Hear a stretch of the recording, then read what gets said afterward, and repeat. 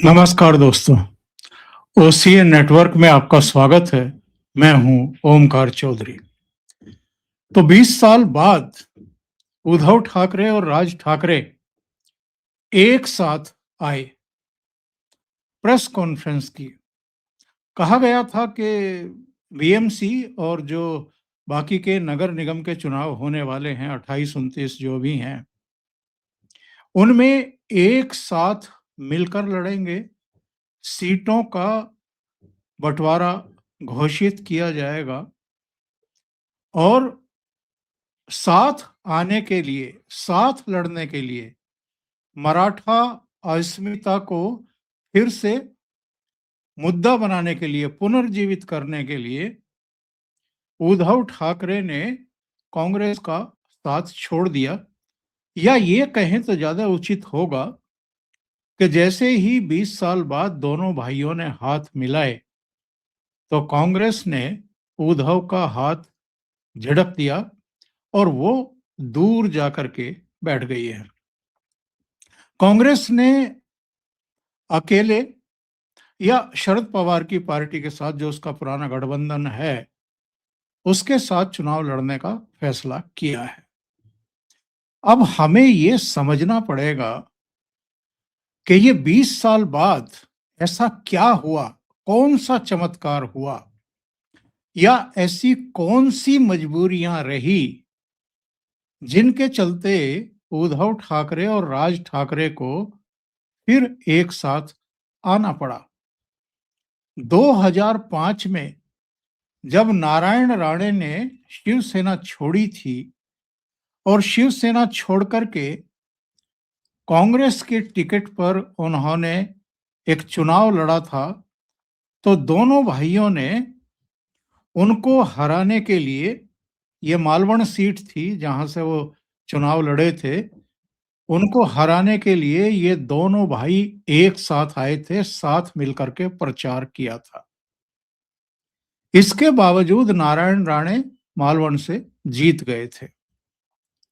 हालांकि कांग्रेस उनको ये कह करके लाई थी शिवसेना से कि आपको मुख्यमंत्री बनाया जाएगा, लेकिन मुख्यमंत्री उन्होंने बनाया नहीं। पर्दे के पीछे की बहुत सारी कहानियां हैं, क्यों नहीं बनाया, कौन सी अपेक्षाएं नारायण राणे पूरी नहीं कर पाए, जिन्होंने ये कहा था कि हम आपको मुख्यमंत्री बना देंगे। वो एक अलग विषय है, कभी फिर उस पर चर्चा होगी। लेकिन आज हम चर्चा कर रहे हैं इस बात पर कि 2005 में या 2006 में जो राज ठाकरे शिवसेना छोड़ करके अलग पार्टी का निर्माण करने के लिए विवश हुए थे, वो अब 20 साल बाद उद्धव ठाकरे के साथ क्यों आए हैं और क्यों दोनों मिलकर के अब चुनाव लड़ने जा रहे हैं। इसका जवाब शायद दोनों ने प्रेस कॉन्फ्रेंस में क्या कहा है इससे मिल जाएगा। तो ये जरा देख लेते हैं कि प्रेस कॉन्फ्रेंस में किसने क्या कहा है। राज ठाकरे ने क्या कहा है। जिस्ट अगर उनकी प्रेस कॉन्फ्रेंस का निकालें तो उनका कहना था कि मुंबई का मेयर मराठी होगा। मैंने एक बार कहा था कि हमारी आपसी किसी भी विवाद या लड़ाई से महाराष्ट्र बड़ा है। आज की बैठक के बाद हम अन्य नगर निगमों के लिए भी घोषणा करेंगे। मुंबई का मेयर मराठी ही होगा और वो हमारे दल से होगा। यानी दोनों भाई जिसको तय करेंगे वो मेयर बनेगा। उद्धव ठाकरे ने जो प्रेस कॉन्फ्रेंस की है उसका कुल मिलाकर के जिस्ट क्या है, और उन्होंने कहा कि बटेंगे तो हम सब बिखर जाएंगे। मैं सभी से अनुरोध और अपील करता हूं कि पिछली विधानसभा चुनाव के दौरान भाजपा ने बटेंगे तो कटेंगे जैसा दुष्प्रचार किया था। मैं मराठी लोगों से कहना चाहता हूं, अब अगर आपसे चूक हुई तो सब खत्म हो जाएगा। अब अगर हम बटे तो पूरी तरह मिट जाएंगे, इसलिए ना टूटे ना बटे, मराठी अस्मिता की विरासत को ना छोड़ें। अब ये इसमें जरा देखिए पेंच, क्या कह रहे हैं ये कह रहे हैं कि पिछले विधानसभा चुनाव के दौरान भाजपा ने बटेंगे तो कटेंगे जैसा दुष्प्रचार किया था, और अब खुद क्या कर रहे हैं, बीजेपी का ही चुराया हुआ वो टैग जो वाक्य था वो इन्होंने दूसरे तरीके से इस्तेमाल किया है और कहा है कि अब अगर आपसे चूक हुई तो सब खत्म हो जाएगा। अब अगर हम बटे तो पूरी तरह मिट जाएंगे, इसलिए ना टूटे ना बटे। इनकी प्रॉब्लम पता है क्या है? इनकी प्रॉब्लम ये है उद्धव ठाकरे की, खास तौर से, क्योंकि राज ठाकरे तो आमतौर पर या तो चुप रहे हैं या उन्होंने एक अलग ही लाइन ली है। वो विवादास्पद है, ये हम और आप सब जानते हैं। जिस तरीके से उनके लोगों ने मारपीट की गैर मराठियों के साथ में और एक पूरा एक विश्व अमन वहां पर फैलाने की कोशिश की, और उसका भी कोई सिला तो मिला नहीं है, ना राज ठाकरे को ना उद्धव ठाकरे को। उद्धव ठाकरे भी जितने वहां जितने प्रतिष्ठान थे, लोगों के दुकानें थी या व्यावसायिक केंद्र थे, उन पे मराठी भाषा में जरूर होना चाहिए। हिंदी जहां दिखाई दे वहां पर विरोध करना। और धीरे धीरे क्या हुआ है कि जो मराठी मानुस है, मराठा मानुस है, उसकी भी समझ में आया कि क्या इस तरीके से चीजें चल पाएंगी या राज्य आगे बढ़ पाएगा? क्या बाहर के लोगों के किसी भी तरह के बिना सहयोग के चीजें आगे बढ़ सकती हैं? और जिस तरह से ये सह अस्तित्व का जमाना है, ग्लोबलाइजेशन का जमाना है, क्या उसमें ये संभव है कि आप भाषा के नाम पर, प्रांत के नाम पर, तमाम तरह के एक तरह के अलगाववाद ही हैं, इसको आप बढ़ाएं और बढ़ा करके आप अपना स्थान बनाएं, या आप चाहें कि इसी तरह से इन्हीं शॉर्टकट्स के जरिए आप सत्ता में आ जाएंगे? सबसे बड़ी परेशानी इन दोनों भाइयों के बीच में ये रही है कि ये पूरी तरह निष्क्रिय रहे हैं, ये जनता से कट गए हैं। जनता की जो समस्याएं हैं उनके लिए इन्होंने और इनके संगठनों ने, पार्टियों ने संघर्ष करना बंद कर दिया, सड़कों पर उतरना बंद कर दिया। 1985 में पहली बार बीएमसी की सत्ता में शिवसेना आई थी और 1989 वो वर्ष था जब प्रमोद महाजन और गोपीनाथ मुंडे के इनिशिएट करने पर, और वो भी जाहिर है केंद्रीय नेतृत्व के कहने पर ही हुआ, शिवसेना के साथ बातचीत भी हुई और गठबंधन भी हुआ 1989 में। और उसका नतीजा ये हुआ कि 1995 में पहली बार भारतीय जनता पार्टी और शिवसेना मिलकर के जब विधानसभा चुनाव लड़े तो उनको बहुमत मिला, वो सत्ता में आए और शिवसेना के मनोहर जोशी पहले मुख्यमंत्री बने इस गठबंधन के।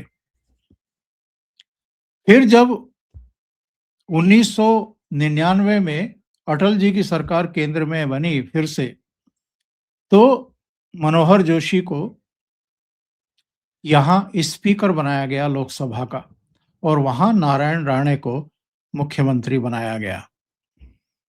जो 1995 में नतीजे आए थे, 288 के सदन में 138 सीटें जीती थी बीजेपी शिवसेना ने।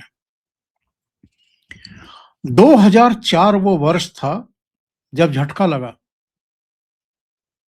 शिवसेना बीजेपी की न केवल केंद्र से सरकार बाहर गई, यानी सरकार चली गई, बल्कि महाराष्ट्र में भी गई। इससे पहले एक घटना और हुई थी 2003 में। उद्धव ठाकरे को कार्यकारी अध्यक्ष बना दिया गया था शिवसेना का। उससे पहले याद करिए, राज ठाकरे को ही बाल ठाकरे का उत्तराधिकारी माना जाता था और राज ठाकरे उसी तरीके से बिहेव भी करते थे, काम भी करते थे, सक्रिय भी थे। लेकिन जैसे ही उद्धव ठाकरे को कार्यकारी अध्यक्ष बनाया गया, दोनों भाइयों के बीच में भी और राज ठाकरे और बाल ठाकरे के बीच में भी मतभेद पैदा हो गए। नतीजा ये रहा कि राज ठाकरे ने शिवसेना छोड़ दी और मार्च 2006 में इन्होंने महाराष्ट्र नवनिर्माण सेना का मराठी अस्मिता के नाम पर निर्माण किया, स्थापना की, अपनी अलग पार्टी की और 2009 के विधानसभा चुनाव में इनको कामयाबी भी मिली। 13 एमएलए जीत करके आए और 2010 में चुनाव आयोग ने इनको मान्यता देते हुए, इनकी पार्टी को मान्यता देते हुए रेलवे इंजन चुनाव चिन्ह भी इनको दे दिया। 2012 में जब नगर निगम के चुनाव हुए तो नासिक में इनका महापौर भी बन गया, राज ठाकरे का।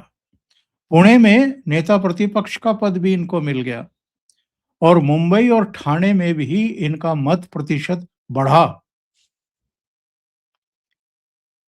लेकिन उसके बाद राज ठाकरे और उद्धव ठाकरे के बीच में काफी तनातनी रही। 2019 में जो कुछ घटनाएं घटी उस पर राज ठाकरे की बहुत तीखी प्रतिक्रियाएं आई थी। जिस तरीके से उद्धव ठाकरे ने शरद पवार और कांग्रेस के साथ हाथ मिला लिया था और इतना पुराना गठबंधन, करीब करीब आप समझिए कि 1989 में गठबंधन हो गया था तो 11 साल वो और 19 साल ये, 30 साल पुराना गठबंधन तोड़ करके वो दो ऐसी पार्टियों के साथ चले गए मुख्यमंत्री बनने के लिए जिनका बाला साहब ठाकरे हमेशा विरोध करते रहे और वो बाला साहब ठाकरे का विरोध करते रहे। तो 2019 में जब 5 अगस्त को 370 और 35 से हटाई गई तो उसका भी समर्थन किया राज ठाकरे ने और जो सीएए कानून लाया गया उसका भी समर्थन किया। तो इससे ये संदेश और संकेत गए कि राज ठाकरे अब भारतीय जनता पार्टी की तरफ जा रहे हैं या भारतीय जनता पार्टी की नीतियों का वो समर्थन कर रहे हैं।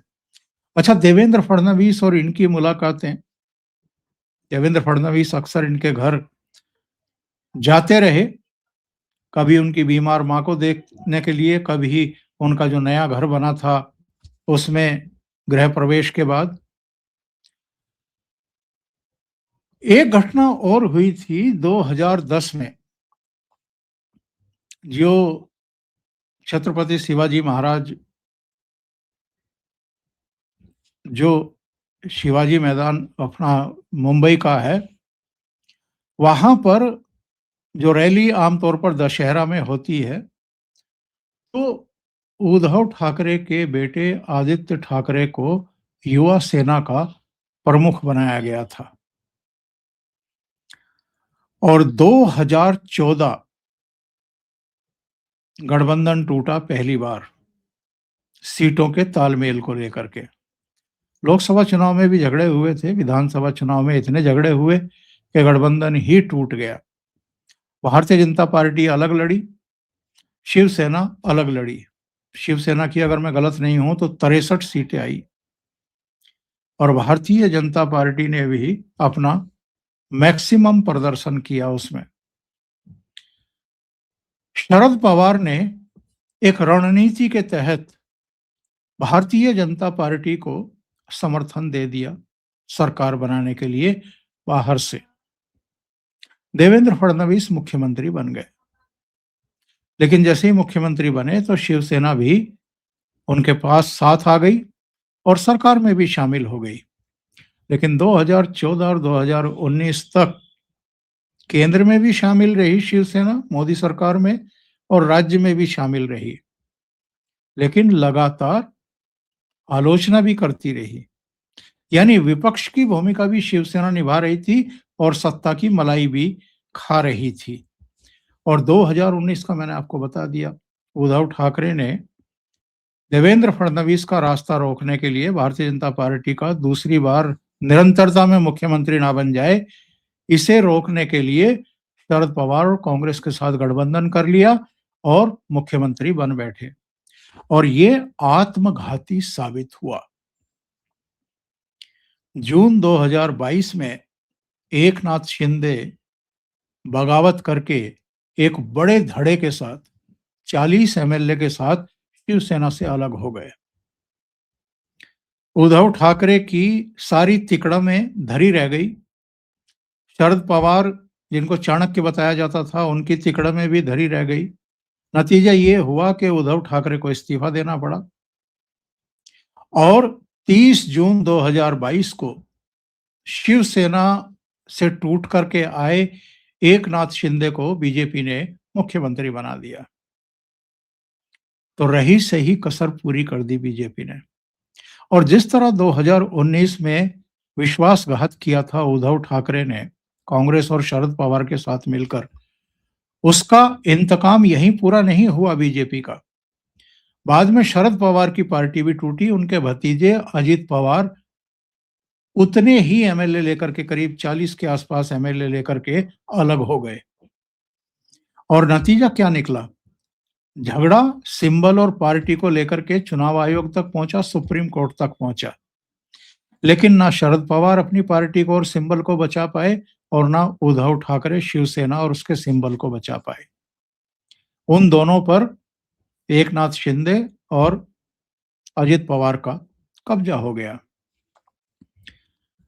सबकी निगाहें एक्चुअल में विधानसभा चुनाव पर ही लगी हुई थी 2024 के।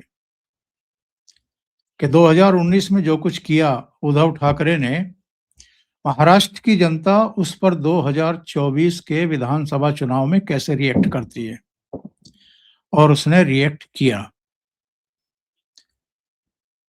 एकनाथ शिंदे की पार्टी को महाराष्ट्र के लोगों ने मेन शिवसेना मान लिया।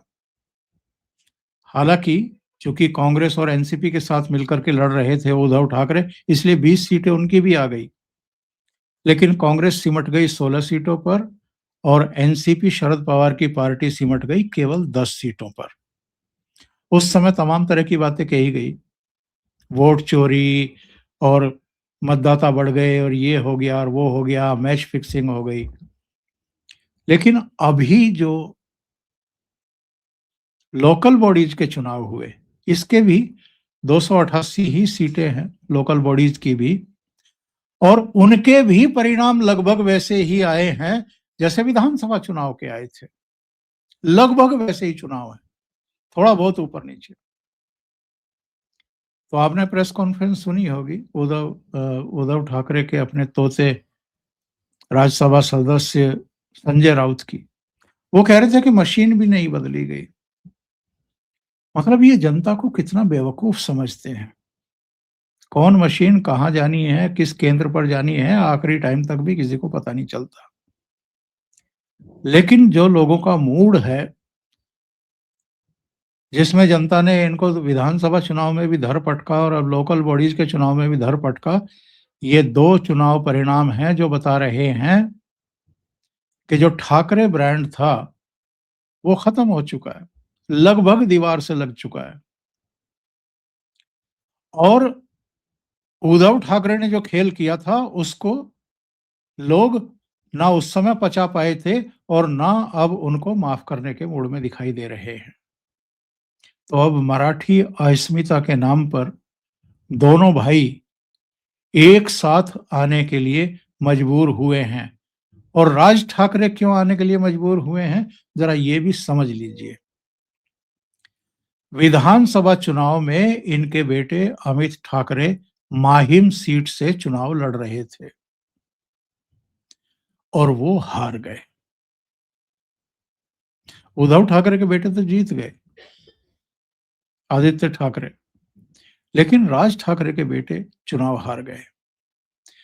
और 2009 के चुनाव में जो सीट मिल गई, 2012 में जहां इनका जो होना था वो हो गया।